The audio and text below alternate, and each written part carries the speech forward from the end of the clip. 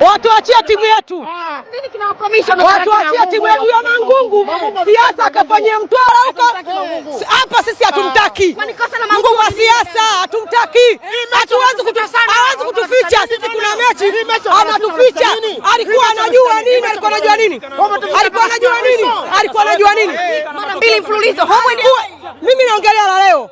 Hakutuambia kama kuna mechi. Alikuwa anajua nini nyuma ya pazia? Ilikuwa haiwahusu sio mechi yao. Sasa alichokuwa nakificha kimemfichua. Sisi hatumtaki, atuachie timu yetu. Mwenyekiti wa Simba. Yoyote, hata mimi mwenyewe nafaa. Huwezi kuwa kiongozi una akili kama yule wewe.